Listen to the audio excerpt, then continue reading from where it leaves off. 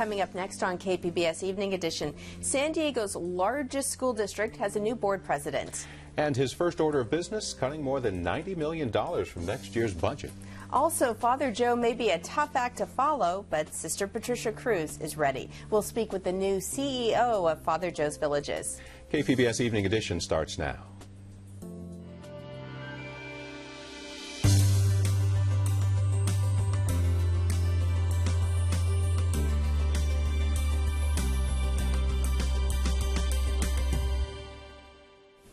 Hello, thanks for joining us. I'm Joanne Farian. And I'm Dwayne Brown.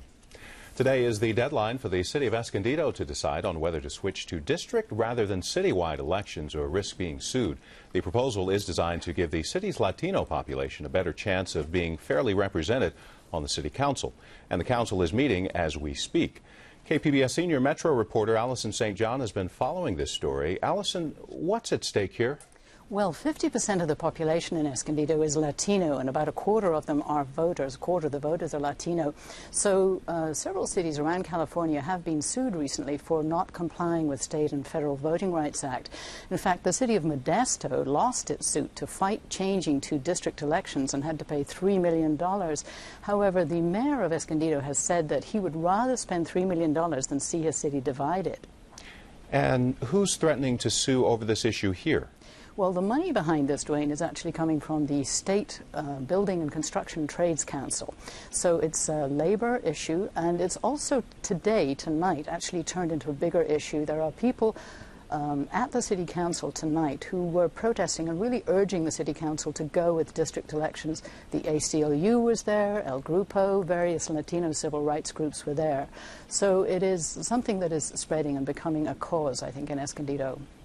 And quickly here, Allison, did the council make a decision? What happens next? No, Dwayne, they heard it in closed session, but no decision was made. And, of course, they can't hear it in the open session because it wasn't on the agenda. But it looks suspiciously as though they are going to head to court on this one. KPBS senior Metro reporter Allison St. John. A rope is going back up at La Jolla Children's Pool tomorrow to keep people away from harbor seals on the beach. City workers are putting the rope up in time for pupping season when baby seals are born. Animal rights activists want the rope to stay up permanently. It's been the subject of a long-running legal battle. The California Coastal Commission is expected to take the matter up in the spring. Closing arguments ended today in a lawsuit against the U.S. government in connection with a military jet crash in San Diego. A University City man wants $25 million for the loss of his wife and two daughters who died when a Marine jet crashed into their home 3 years ago. His mother-in-law was also killed, and her husband is suing for more than $20 million. The U.S. government has acknowledged responsibility for the crash. A federal judge now has to decide on the amount of compensation. NASSCO has a new contract from the Navy to upgrade the USS Boxer over the next few months. The amphibious assault ship returned to San Diego a few months ago after a 7-month deployment. The work is expected to take until May at a cost of $15 million. San Diego Congressman Duncan D. Hunter is weighing in on the controversy over a cross at Camp Pendleton. Two groups want the cross removed. It was put up as a memorial to Marines killed in Iraq. In a letter to the base's commander, Hunter says he served with one of those Marines and says honoring these and other Marines with memorial at Camp Pendleton is a fitting tribute that represents the fighting spirit of the Marine Corps and extraordinary personal sacrifice. Base officials never okayed the cross in the first place and are still deciding what to do. About 2 years ago, the Obama administration set a goal to end homelessness among military veterans within 5 years. This week, they said they were on track with a 12% decline in the number of homeless vets nationwide. Tonight, we hear from a veteran who spent 4 years on Skid Row in Los Angeles before turning his life around and finding a permanent home in San Diego. It started with me, but if it wasn't for Vash and the veterans and the people that care, I'd be back on Skid Row. I know that in my heart. This 50-year-old North Carolina native grew up in a small town, and right out of high school, he joined the Marine Corps. I wanted to pick the hardest things, and the Marine was. While I was in there, doing boot camp, I was scared, but at the same time, I was determined to finish, and it made me a stronger person. Galloway served 2 tours as a diesel mechanic, but his toughest tour would be in 1998. He went through a difficult divorce, ended up homeless and addicted to drugs. on the streets of L.A. Now, I spent 4 years on Skid Row, but after a year being down there, I was a Skid Row member. You know, then I wanted was drugs. Didn't even want the money to eat. The only thing I want money for was drugs. His attitude changed when he met his girlfriend, now wife, on Skid Row. He knew he had to change because she was now pregnant and being homeless wouldn't work anymore. This is the good part, because when I left to come here, I had to put my wife into one of them shelters in L.A. for a baby. And that's why when I came here, I had to do whatever I had to do to get them out of L.A. because I wasn't going back there, and I wasn't going to leave them either.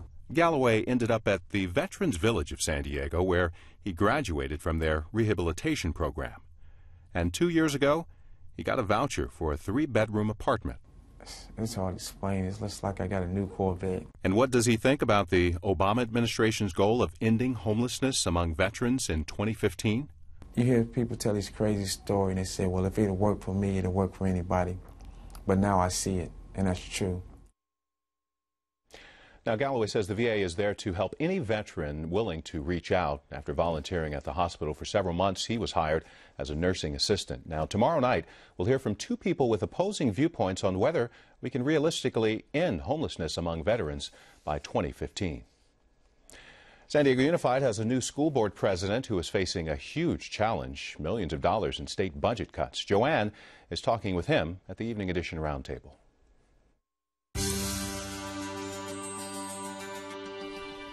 Yesterday, we told you about how state budget cuts could affect schools in San Diego County. Governor Jerry Brown announced $1 billion in cuts statewide to education and social services. That's effective in January. In a moment, I'll speak with the new board president of the San Diego Unified School District. But first, let's take a look at the numbers. The governor is cutting about $80 million from school districts, county offices of education, and charter schools, and another $248 million in school buses. That trickles down to about between $6 and $8 million in cuts to San Diego Unified School District, the largest district in the county. Joining me now is Dr. John Lee Evans. Dr. Evans was elected the new school board president yesterday. Thanks for being here, Dr. Evans. Happy to be here, Joanne. So, well, first of all, congratulations. Thank you. Second of all, tough year to take this job on. This is going to be a really critical year for education. I think in 2012 is when we're going to finally wake up into California that we need to properly fund education. We're really at the tipping point right now. So you got word that it's between $6 and $8 million in cuts. Hard to believe that really might be good news. Yeah, it's like being hit a little less hard than you thought you were going to be hit, but you're still hit, because it means in the ongoing year we have to take $6 to $8 million out of our budget, which is not, a good point in time to do it. You can't remove teachers from the classroom or do anything like that in the middle of the year. So it's a tough thing to do. What were you expecting? What size of cut were you expecting? Well, we were looking at up to somewhere in the $26 to $28 million range of the cut mid-year. But we really don't know what the effect of this is until after the governor comes out with his proposed budget for next year in January. Because, one possibility is that he'll just, what he didn't cut us this time, he'll just add on to what they were going to cut for next year. So that's really going to be the telling moment when we see how much funding we have for education. I want to talk a little bit about next year, but first of all, the cut you're going to be experiencing in January, a large part is transportation. How will that affect kids who go to San Diego Unified Schools right now? Well, in San Diego Unified, we've already cut back a lot on transportation. We don't have a lot of optional transportation. We're even in some cases charging parents for transportation and we're able to pay. So it's not going to have a big effect there. I mean, there are going to be cutbacks in terms of what the state is giving us, but this transportation we're providing is required by law. It's for special education and other federal mandates. So we will continue to do that. And in order to do that, we'll just have to use some of the money that we've set aside in our reserves to kind of get us through to the end of the year. Now, last night, along with electing you as the new president, you replaced Richard Barrera. The board also approved a preliminary budget for next year. Tell me a little bit about that budget. Well, first of all, on December 15th, we're required to present this preliminary budget before we even know how much the state is going to give us. So it's a very crazy financing system. And basically what we had to do was prepare for the worst case scenario. And one of the things we can't put in the budget is any potential concessions that we might negotiate with our employees. So this is strictly what's within our legal power, and that basically means eliminating positions and layoffs, because that's the only place to go in terms of the the people who are working with our kids. So you mean concession salary rollbacks? Right, because the trade-off is between eliminating positions, laying people off, or having concessions and being able to save some of those jobs and some of those academic programs. How many layoffs does the budget call for? Well, in that budget it calls for about 800 layoffs. Now, yesterday, Superintendent of San Diego County Schools, Randy Ward, was here, and he said that he's going to ask all the districts to prepare a worst-case budget scenario, which is what you did. Right. But we also know that there's a tax initiative that is likely to go before voters in November, and it would increase income tax for wealthy wage earners and also increase sales tax by half a cent for everyone across the state. Money that, if this is approved, $7 billion would go directly towards schools. Mm-hmm. Do you know how dramatically that could change the scenario for San Diego Unified? That would change it very dramatically. It would make a big difference. And even if we were able to get back to the flat level funding of where we were a couple of years ago, that would be a great change. The governor tried to do it last year through the legislature, and this time he's going to go through the people. And there are a couple other initiatives that might be on the ballot, but we very much support giving the people the opportunity to weigh in on supporting public education, because I believe the people really will do it. We know that a parcel tax failed in the past, but a parcel tax, a local tax initiative like that, needs 2/3 of the majority. I think San Diego Unified got, it was over 50%, but not 2/3. By going statewide initiatives, only need a simple majority, right. 50%. As right. opposed to going through the legislature, you would need 2/3 to raise taxes. Do you think this one has a shot? Oh, I definitely think it has a shot. Even on the parcel tax, which we put on in San Diego last year, we got 51% of the vote. We got a majority, we just didn't reach the 2/3. And that was when people were voting down taxes right and left here in San Diego. So people really do care about education. I think their voice is going to be heard. Great. Dr. Evans, thank you so much for being here. Well, thank you very much, Joy. San Diego State University will take a nearly $8 million hit because of the state's mandatory trigger cuts. University President Elliot Hirschman says the school has one-time funds to cover the loss, but he says it still means more difficulties down the road. He says SDSU will work to reduce its spending and increase its fundraising. Well, the new year means lots of new jobs for San Diego. We'll have the jobs forecast from one employment agency in just a moment. This is KPBS Evening Edition.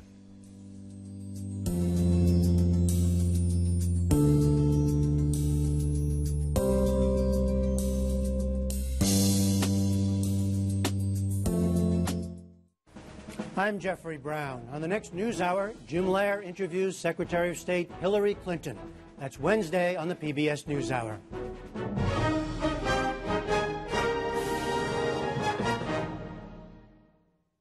In the last year, KPBS News has been honored with nearly 36 awards.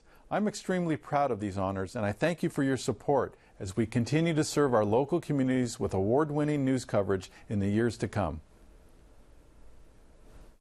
American Masters presents every kind of visual treat you can imagine. Charles and Ray Eames, the architect and the painter who became the top husband and wife design team of the 20th century. From furniture, the Eames chair, to filmmaking. The concept is mind-blowing. They thought outside the box before anyone even knew there was a box. Charles and Ray Eames, a happy, modern couple absorbed in their work. Enjoy Eames on American Masters. Monday at 10, only on KPBS. KPBS Evening Edition is made possible by Joan and Irwin Jacobs and by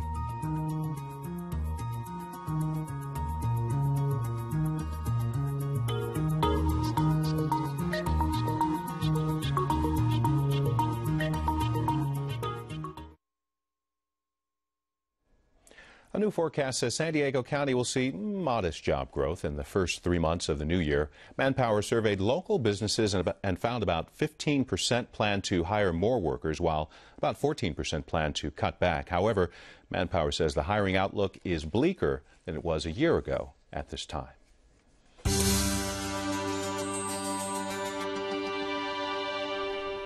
According to the Department of Labor, cab drivers are 60 times more likely than other workers to be killed while on the job, even more so than law enforcement officers.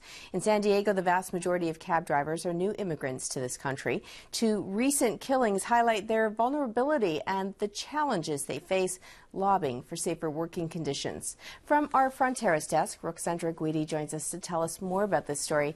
Now, Roxandra, you spent some time with cab drivers here in San Diego. And you learned it's a high turnover industry. Why is that?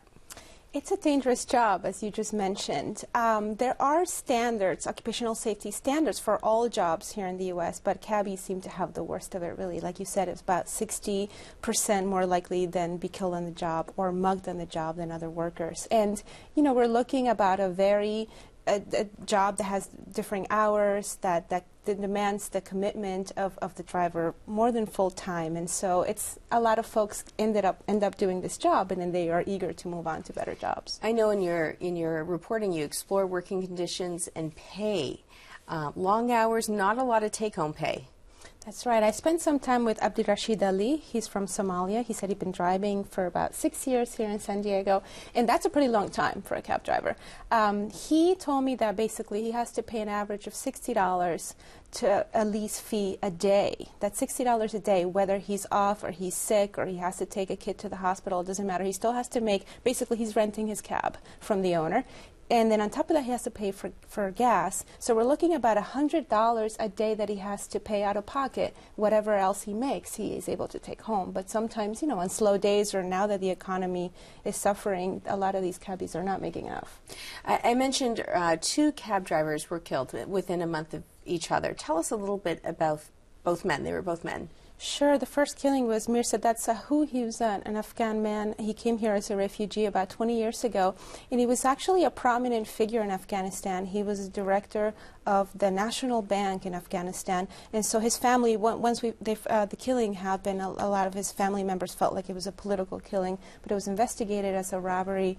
And, you know, it happened in the middle of the night. He was driving in La Jolla, and he was stopped and killed. The second killing was another immigrant cab driver, also happened in the middle of the night. I believe they found both of the murders at this point, the people that were responsible for the killing, but it really, these 2 back-to-back killings left a really bad taste in a lot of people's mouths, and a lot of folks in the cab driving community felt like it was a renewed call for greater safety measures. So what are cab drivers asking for? What do they think will make them safer? At this point, the cab drivers have been successfully organizing under the United Taxicab Workers of San Diego. It's an association. A lot of them are immigrant cab drivers, and they really feel like putting up dividers between the front and the back seats and having security cameras would really make a big difference. A lot of bigger cities, New York City, which is Cab Central, Taxi Cab Central, and Los Angeles have these measures, and they've found that it's easier to investigate crimes, but also it diminishes the possibility of there being crimes committed against cab drivers. And so now the companies that own the cabs, how have they responded to this request for the dividers or the cameras? Safety has been an issue for a long time, as you can imagine, not only here in San Diego, elsewhere around the country. The way the cab driving business works in every city is different. Here in San Diego, we have the big companies, and then they basically sell or have sold medallions, so basically individual cabs, to middlemen, so to say, and then they lease those to the cab drivers. It's very difficult for a cab driver to come up with enough money to really buy one of these medallions, but that's what many of them aspire to. Now, as far as safety issues are concerned, everyone's hoping that in the new year, sometime in the future, there will be safety measures in place like cameras, but really it's going to be up to those middlemen cab owners to install them and to pay for them. Ruxandra Guidi, thank you so much for being here. Thank you. San Diego researchers say they may have found some new hope for Alzheimer's patients. That story in just a moment. Plus a talk with a woman who's taken over for Father Joe to serve San Diego's homeless. This is KPBS Evening Edition. More than 2,000 journalists, more than 70 international news bureaus. Benazir Bhutto said she knew the risks in coming back. Get the bigger picture from the world's most trusted news and information source. You want the full story? Watch BBC World News. Watch BBC World News, weeknights, right here on KPBS. Throughout its 50-year history, KPBS's news and public affairs programs have challenged conventional thinking. We're investigating issues before they reach a crisis. Our world is much more than just today's headlines, and KPBS helps all of us explore what's next so that we can take action now.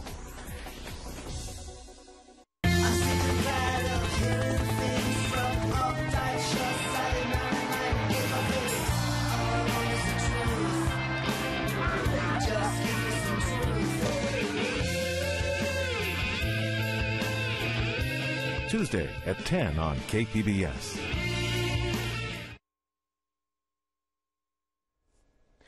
Researchers at the Salk Institute have tested an experimental drug. It's designed to improve the memory of mice with Alzheimer's disease. They say the drug called J147 also prevented further brain damage in these mice. The drug still needs much more testing, and it could be ready for human trials next year.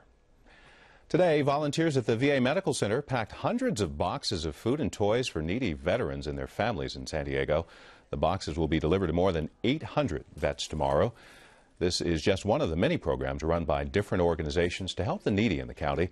One of the most famous of those organizations has a new boss. Joanne is talking with her, not Santa, over at the Evening Edition Roundtable.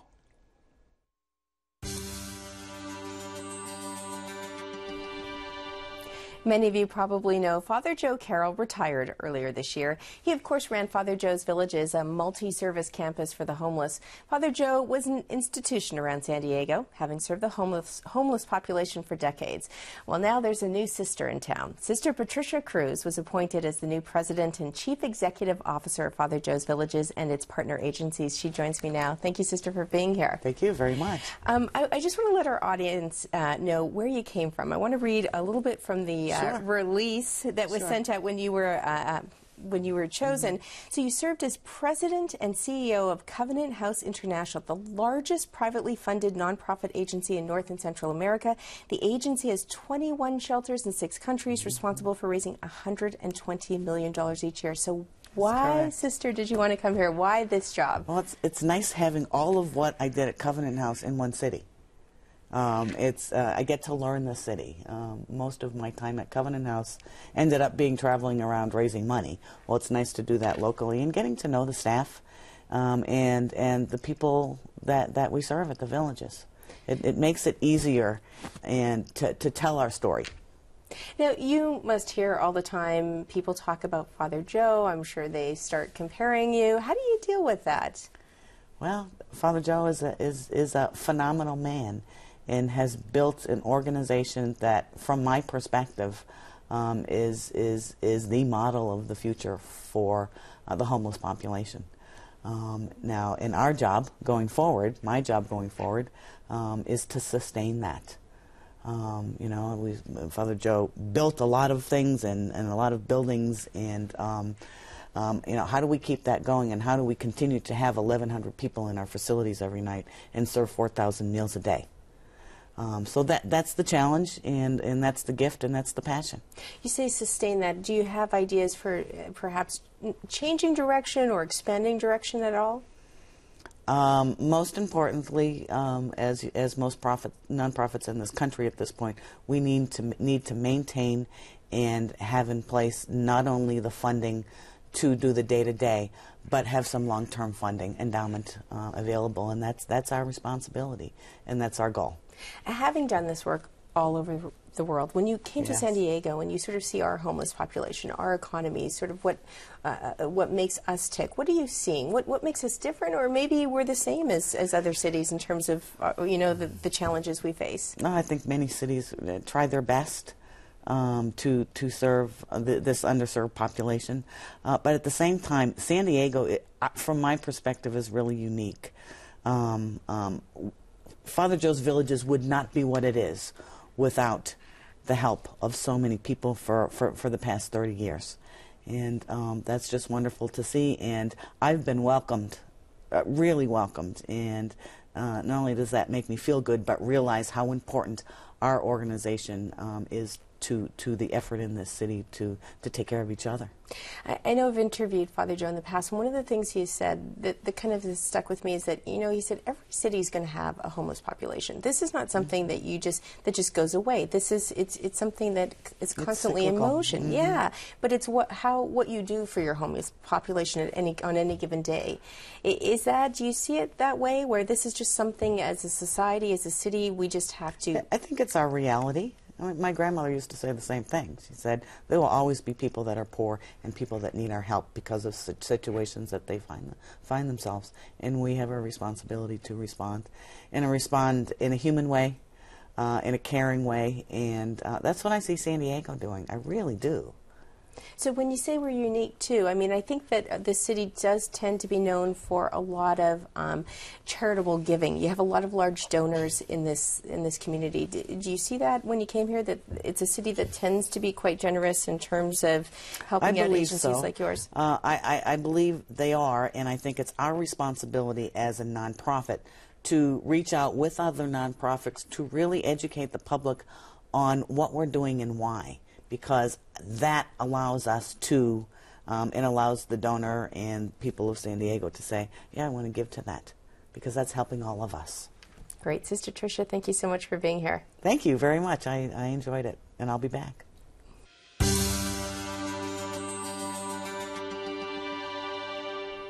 On the public square tonight, I want to tell you what happened with Crawford High School. All week, we've been bringing you stories from the Media Arts Center and the Speak City Heights project about a proposal to consolidate that inner city school's 4 small campuses. Well, yesterday, the San Diego Unified School District voted to merge the campuses in an effort to save more than $300,000. A couple more things to tell you about. Tomorrow, City Attorney Jan Goldsmith will be here to talk about the crackdown on medical marijuana dispensaries. We'll put him on the record about where he stands on medicinal pot. And the new owner of the Union Tribune will also be here, Papa Doug Manchester. He'll be here to tell us about his plans for the paper. If you've got questions for Jan Goldsmith or Doug Manchester, send them to me. There's my email address there on the bottom of the screen, jfarian@kpbs.org. Or if you're on Twitter or Facebook, you can find us there too.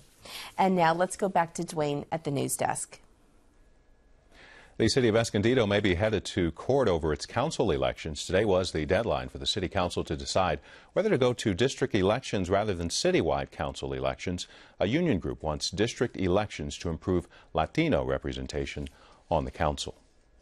Tomorrow, a rope goes back up at the La Jolla Children's Pool to keep people away from harbor seals during pupping season. The rope will stay in place until mid-May. And San Diego Congressman Duncan D. Hunter has asked the Marine Corps to leave a controversial cross on a hill at Camp Pendleton. It was put up as a memorial to Marines killed in Iraq. 2 groups have demanded its removal. You can watch and comment on any of the stories you saw tonight on our website, kpbs.org/evening edition. Thanks for joining us. You have a great night. We leave you with a look at the forecast.